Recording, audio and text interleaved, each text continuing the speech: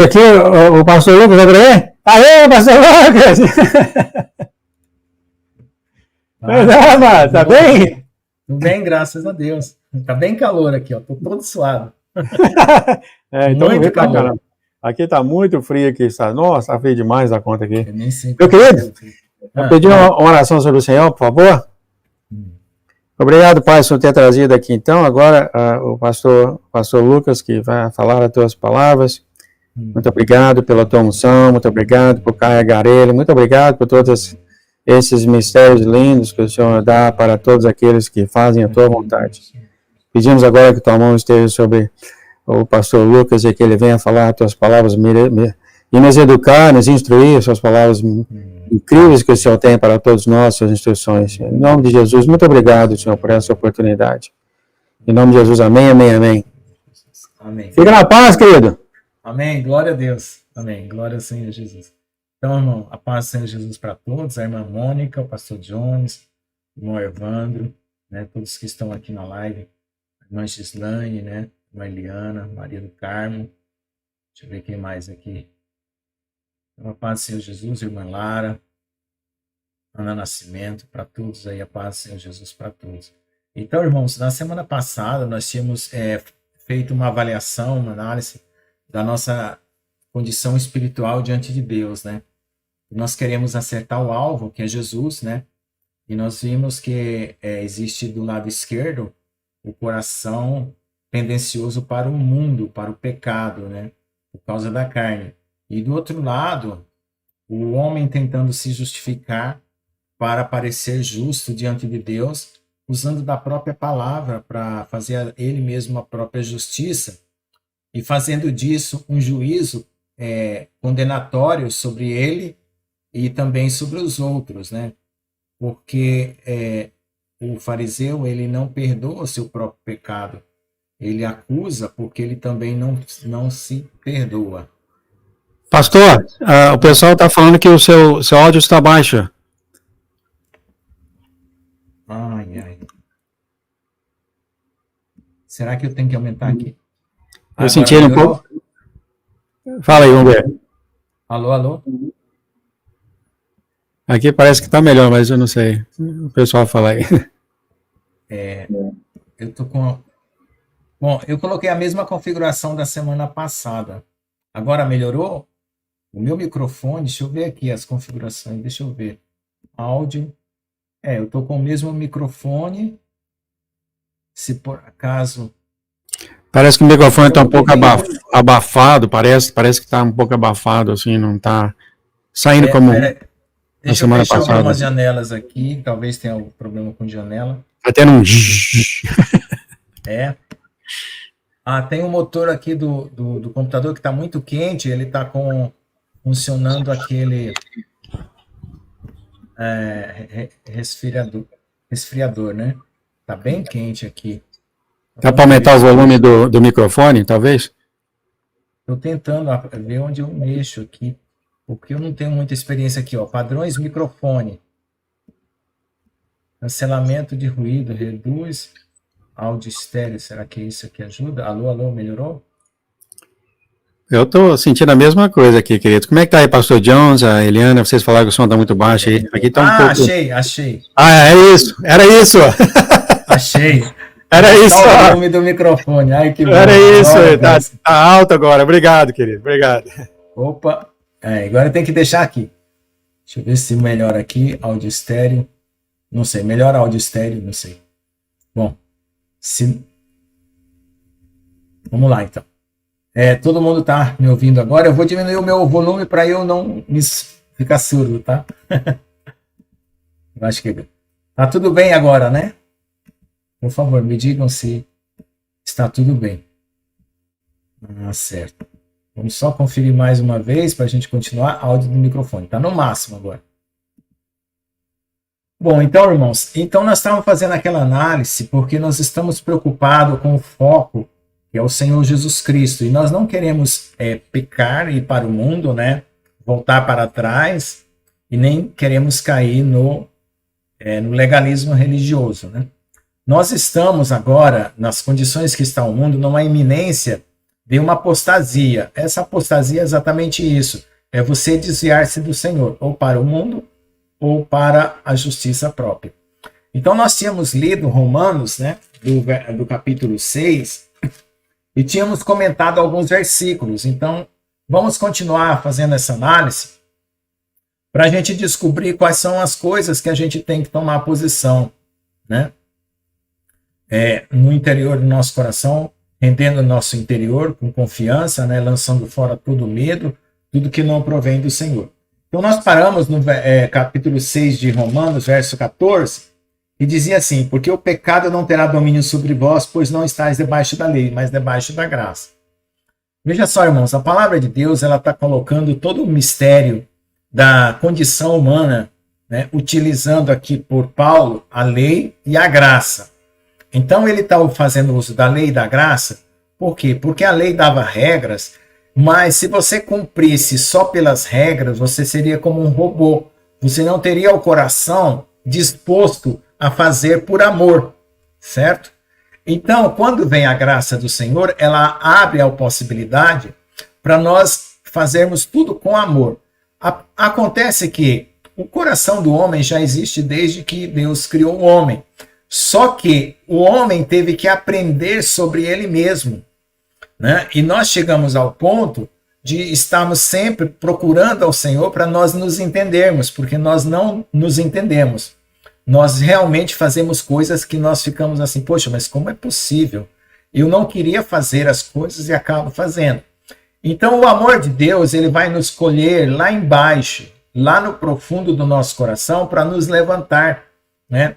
E nós temos que ter essa disposição de ser erguidos por Deus, porque nós não podemos nos autoproduzir, nós não podemos nos auto-edificar. Quem tem que edificar nós é o Senhor pela sua graça.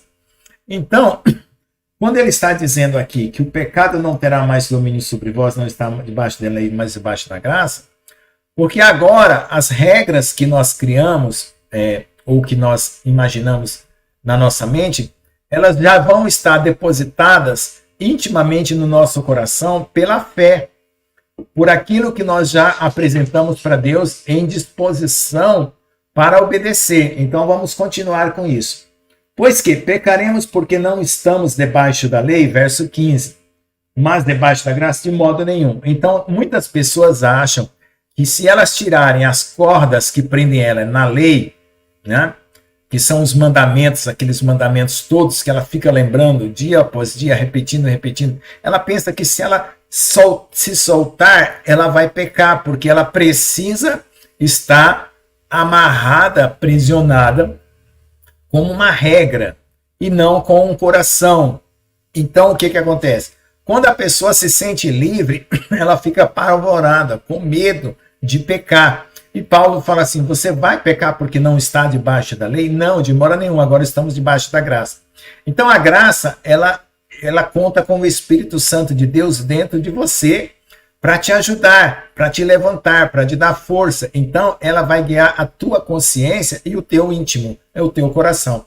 E vai começar o processo, né, de mudança de mente e de coração, que é o crescimento espiritual que nós tanto desejamos, que é chegar à estatura de Cristo, quer dizer, ser tão natural, ser tão espontâneo, ser tão alegre, ser tão puro quanto Cristo era, quanto o Senhor Jesus é, né, na verdade, né?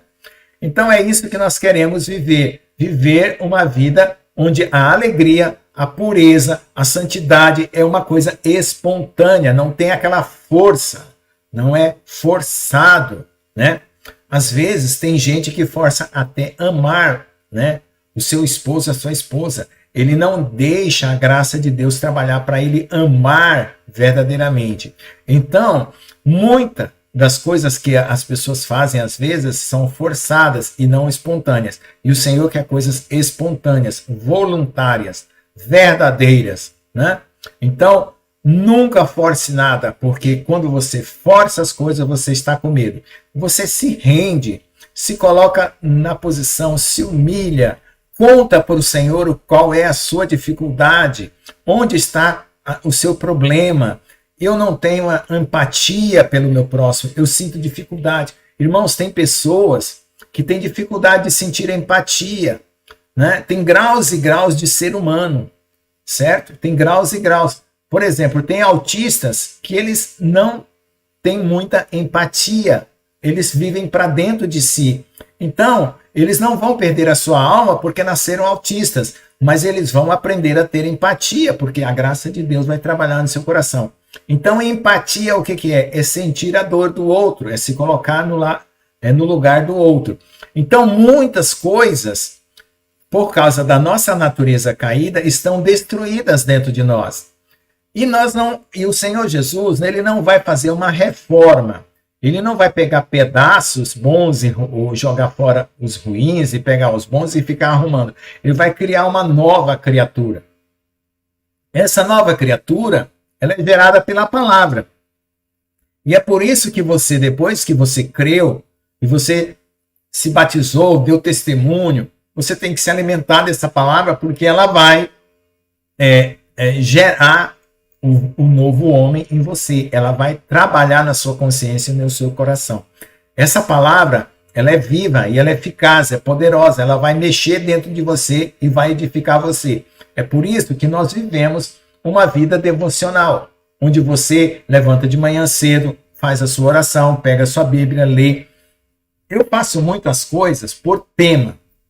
Eu, às vezes, eu tenho uma dúvida, algo angustia meu coração, e eu leio a Bíblia por temas. Por exemplo, carne. Eu quero descobrir o que é a carne, como lidar com a carne. Pecado. Eu quero descobrir o que é pecado. Amor, coração. Então, é uma ideia muito boa para você que às vezes tem dificuldade de ler a Bíblia, sentar assim como se fosse uma disciplina, né? Você se interessar pelos temas que te incomodam, né? Tem pessoas, por exemplo, que estão com problemas no casamento, então elas vão ler na Bíblia como elas podem resolver os problemas no casamento. Então, esse devocional, essa busca, esse alimento diário, ele precisa acontecer. Você pode fazer isso sozinho, ou você pode ouvir um rádio, né, com uma pregação, com um pregador, assistir um vídeo e tudo.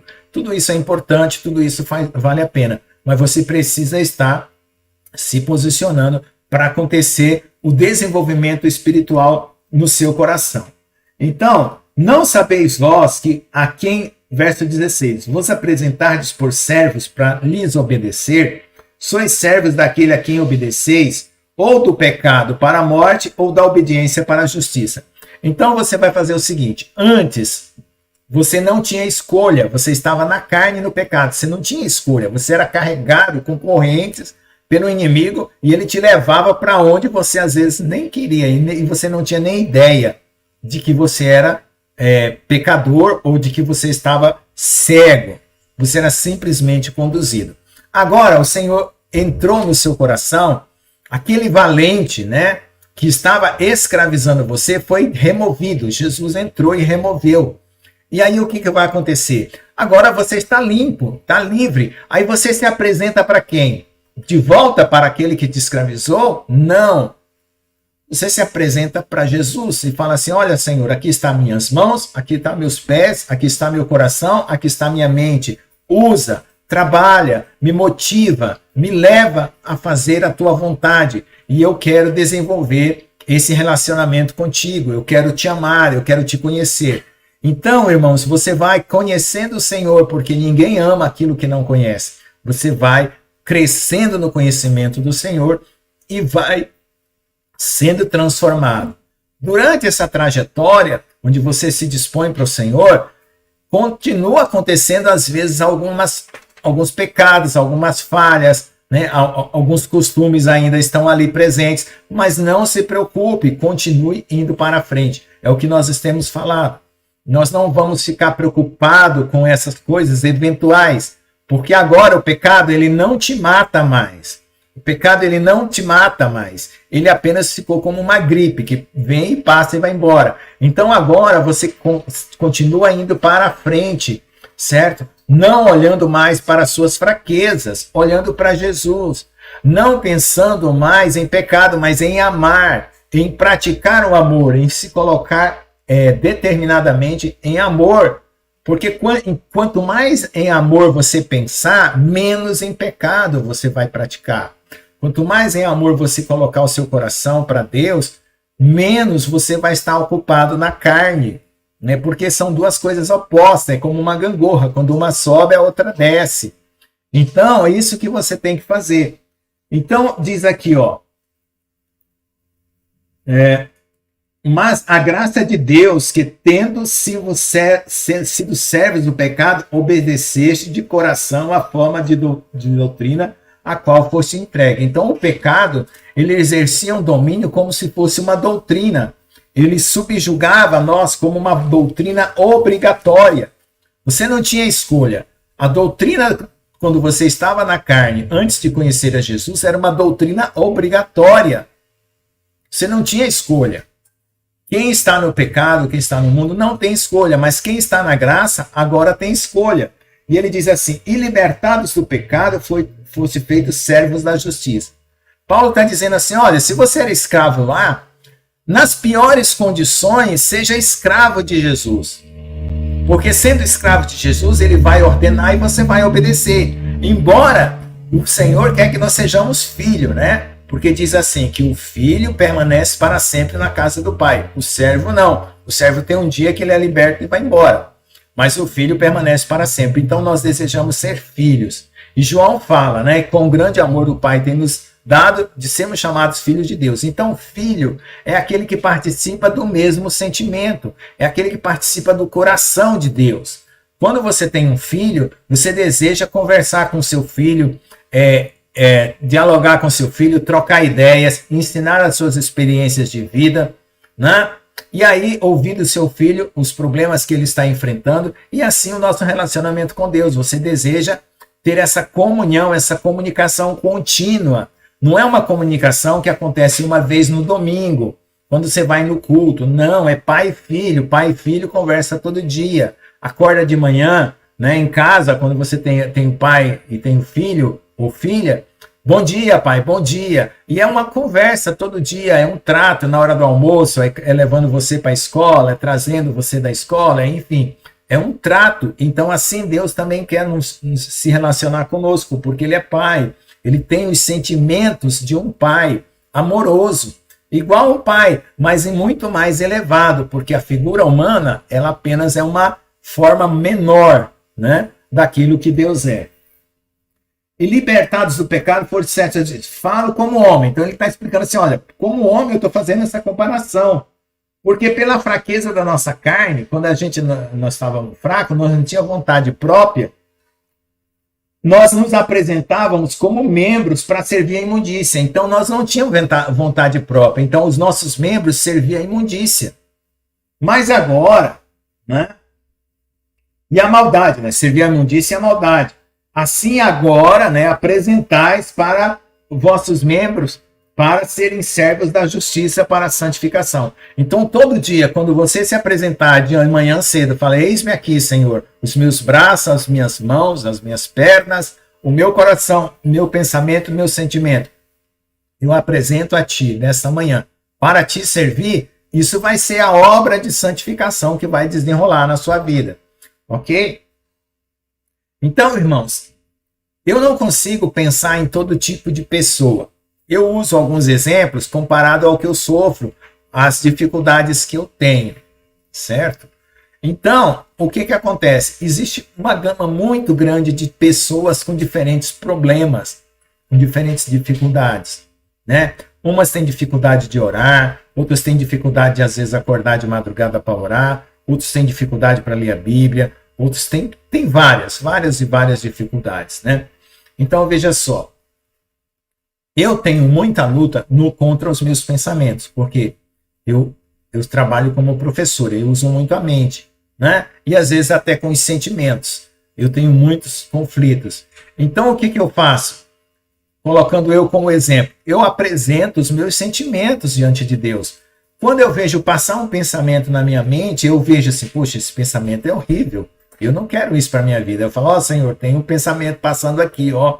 Senhor, tem misericórdia de mim, tira isso de mim. Quando eu vejo um sentimento, às vezes de ódio, rancor, às vezes orgulho, soberba, aí eu, estou sentindo esse sentimento aqui, Senhor, tira ele de mim agora, por favor.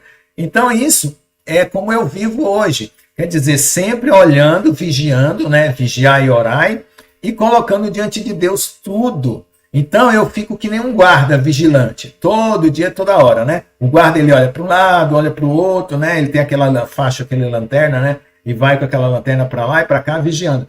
Então, assim às vezes acontece. Você precisa manter a sua vigilância. Por quê? Porque a luta, ela é contínua. A carne continuamente trabalha contra o espírito. Mas vai chegar um momento que Deus dá aqueles momentos de descanso, né? Onde a batalha espiritual, ela te dá uma trégua. Aí você tem momentos de refrigério. E aí passa, e teve uma época que eu passei uns 5 anos sem ter luta espiritual nenhuma. Eu fiquei até preocupado. Eu falei, meu Deus, o que está acontecendo? Mas eram momentos de paz que Deus estava dando. E depois voltaram os momentos de guerra, de luta. Quando você está em luta espiritual, significa que você está crescendo espiritualmente. Não fique preocupado. Tiago fala assim, tende por motivo de grande gozo quando passares por várias tribulações e várias tentações, né? Porque aquele que é aprovado recebe a coroa. Então você está subindo de degrau, de nível em nível, quando você passa por tribulação. A tribulação e a tentação, ela é normal na vida do cristão, né? O pecado não é normal, mas a tentação, a tribulação é. Então, quando você está tentado e atribulado, não significa que você pecou. Significa que o inimigo está tentando te derrubar, mas Deus está usando disso para te fortalecer. Então Deus usa do inimigo, ele não permite que o inimigo te ataque totalmente. Ele permite algumas coisas para treinar você, para habilitar você contra a sua própria natureza terrena. Amém? Então, porque nós éramos servos do pecado, mas agora estamos livres. Nós estamos livres para a justiça. Estamos livres para fazer tudo que é bom. Estamos livres para amar. Estamos livres para perdoar. Estamos livres para levar um alimento para quem precisa. Estamos livres para dar um copo d'água a quem tem sede. Estamos livres para levar uma palavra. Estamos livres para fazer alguma coisa por alguém, né? Usar os seus talentos. Às vezes você tem um tricô, crochê, fazer uma pecinha de roupa para uma criança. Você está livre. Agora você está livre. Você tem que ter criatividade. Criatividade de fazer o bem, criar maneiras de fazer coisas boas para as pessoas. Você tem que gastar o tempo pensando, o que eu posso fazer de bom para o meu próximo? O que eu posso fazer de bom para o meu vizinho? O que eu posso fazer de bom para a minha vizinha? O que eu posso fazer de bom para os meus irmãos, para minha mãe, para minha família, para os meus irmãos da igreja? O que eu posso fazer de bom? Essa é a pergunta que você tem que procurar e pergunta para o Senhor, Senhor, o que o Senhor quer que eu faça? Seja humilde de perguntar para o Senhor o que Ele gostaria de que você fizesse. Isso é muito importante. E fique esperando. Né? Não vá sair fazendo tudo o que você acha que tem que fazer. Fique esperando. E na hora que o Senhor diz assim, ó, faça, você vai lá e faz. Fica, você fica. Que nem aquele soldado romano que falou para Jesus, né? E Jesus falou que ele tinha grande fé porque ele tinha pessoas que obedeciam a ele e ele também obedecia ao Senhor, né? Que tudo que o Senhor falasse para ele fazer, ele faria. Então é isso que nós vamos viver nessa obediência. Sempre deixando o Senhor ir na frente, fazer primeiro, né? Ou mostrar aquilo que é a vontade dele. Amém? E o fruto, que tinha os frutos, então, das coisas que agora vos envergonhais, porque o fim delas é a morte. Então, lá atrás, aquilo que nos fazia vergonha, por aquilo que praticávamos, seja roubo, mentira, inveja, glutonaria, bebedice, tudo que a gente fazia, prostituição, só levava para a morte. E a gente sente vergonha. Hoje a gente sente vergonha. Naquela época a gente não sentia. Estava tudo bem. Fazia e estava tudo certo. Mas agora a gente sente vergonha. Então, agora nós estamos libertos do pecado, fomos libertos, e nós temos que considerar isso, irmãos, que Jesus nos libertou totalmente, e isso tem que preencher todo o nosso coração com essa palavra, que Ele nos libertou totalmente. Embora a gente não veja esse corpo aqui transformado, para não mais sentir as tentações, não mais ter essas tentações em nós, mas nós temos que considerar que a obra de Jesus na cruz foi completa e efetiva. E nós estamos esperando agora sermos transformados ou ressuscitar, né? Como quando os mortos ressuscitaram. Aí vem assim, ó. Porque o salário do pecado é a morte, mas o dom gratuito de Deus é a vida eterna, por Cristo Jesus nosso Senhor. Então, veja só. Que pagamento você receberia no final da sua vida? Salário é pagamento.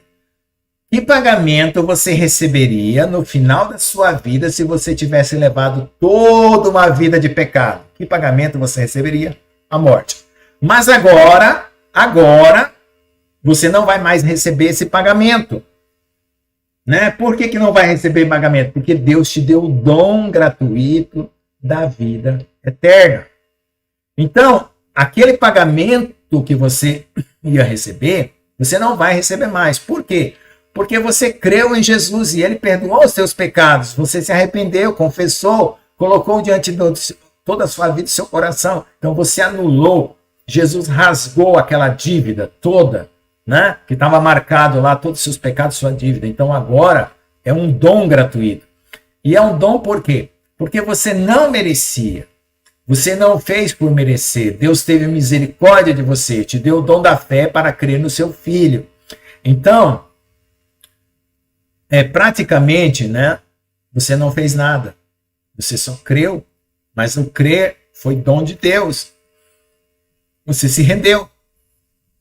Você colocou a sua vida na mão de Deus. E agora está caminhando com Jesus. Agora você está andando. Porque agora você fala assim, poxa vida, que bacana. Agora eu tenho um Deus que me ama. Antes eu não era amado por ninguém. E também agora eu vou ser alguém para Deus, como Jesus. Eu vou ser como Jesus. Eu vou viver eternamente lá no céu com Ele. Que coisa linda, maravilhosa. É uma vida para sempre, de glória, de alegria, como Jesus é. Para Deus eu vou ser também. Então essa é a estatura de Jesus que nós queremos alcançar. Porque Ele falou assim, façamos o homem a nossa imagem e semelhança. Então, quando ele falou isso, ele estava dizendo assim, olha, eu quero que você chegue à altura que Jesus foi. E essa altura é que? A altura do amor, onde ele amou e deu até a sua própria vida pelos seus irmãos. Então, Deus vai colocar em você todo o desejo do coração dele para você cumprir a sua história com vitória, com galardão, com alegria. Você pode sofrer as intempéries desse mundo, porque todos nós precisamos passar por essas intempéries aqui para valorizar e para aprender a obedecer. Mas no final é só glória e bênção. Acabou aquela vida de pecado. Então, para que Deus criou os céus e a terra? Por que Deus criou o universo?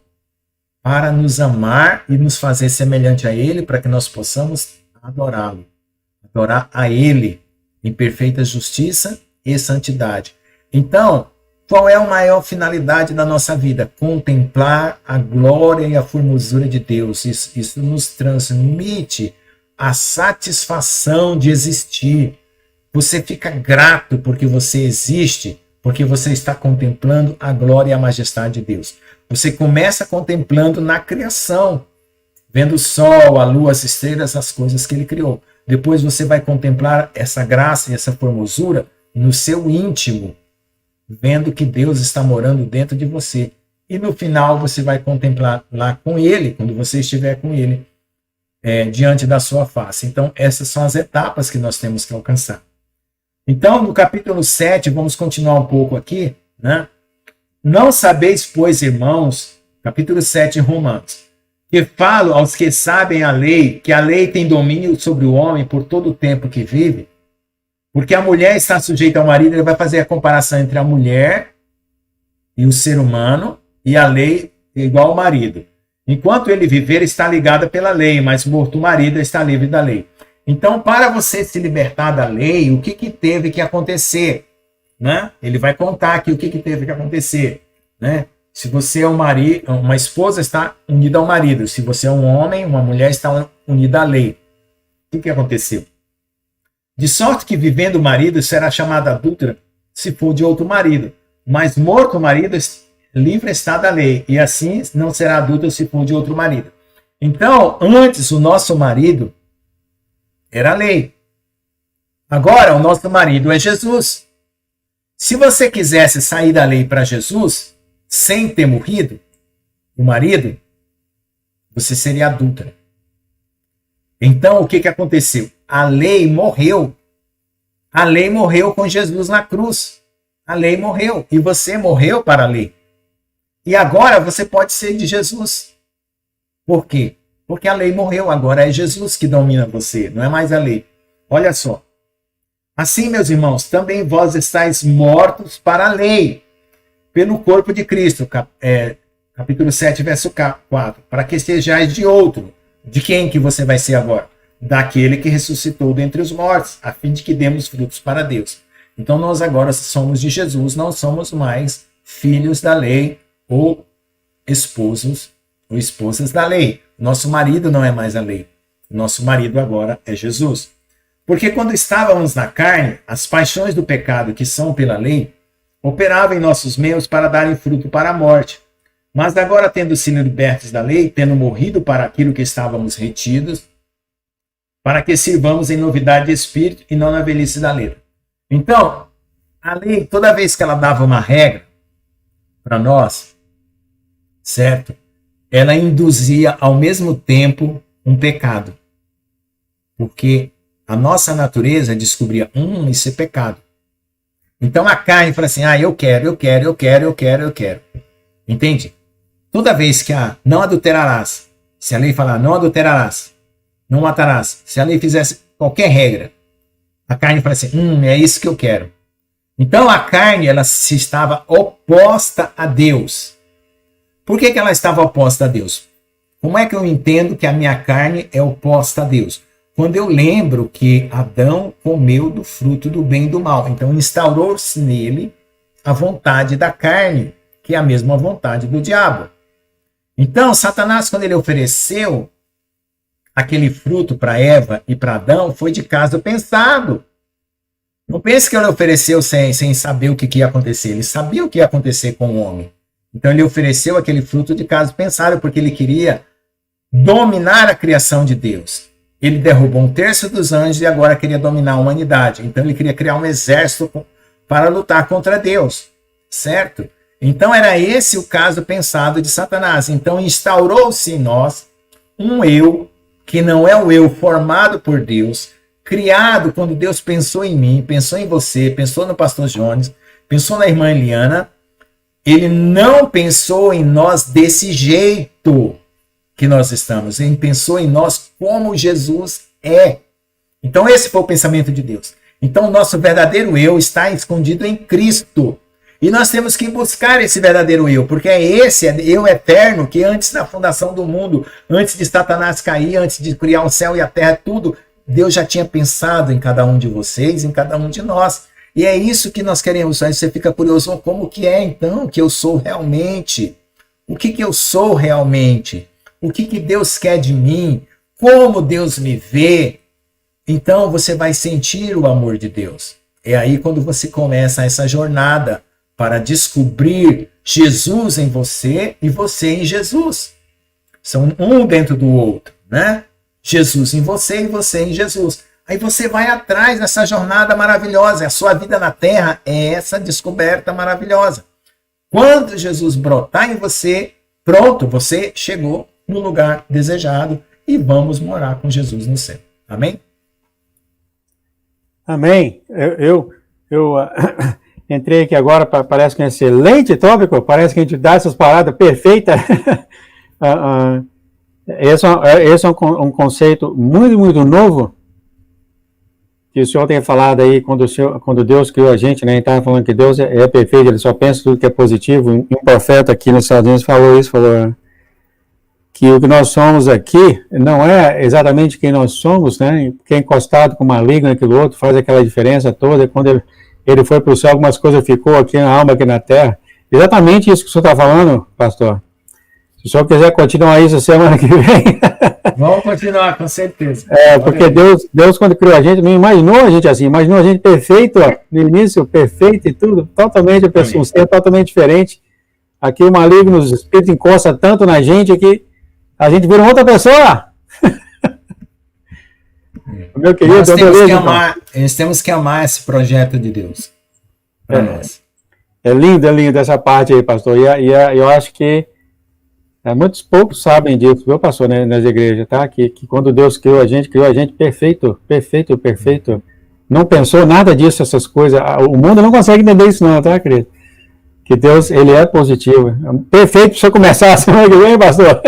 Tá bom, paramos no capítulo 7. Capítulo 7, verso 4 e 5, né? Depois a gente continua. O senhor tem uma oração, por favor, para os irmãos ao redor do mundo? Amém. Ó Senhor Jesus Cristo, como nós ainda somos imperfeitos, mas já somos perfeitos para Ti, porque o Senhor nos deu esse projeto maravilhoso de nos transformar à imagem e semelhança do Teu Filho.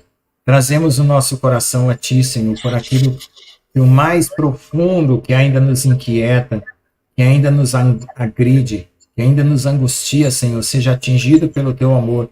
E essas cadeias, Senhor, de angústia e de tristeza venham ser totalmente quebradas, Pai. E a culpa e o medo de cair em pecado e o medo de te desagradar desapareça, Senhor.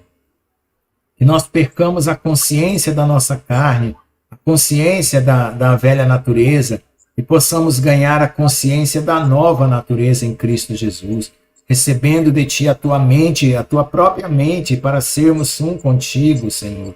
Porque Tu és o cabeça e nós o corpo. E também, Senhor, os nossos rins e as nossas entranhas e o nosso coração, seja segundo o Teu coração.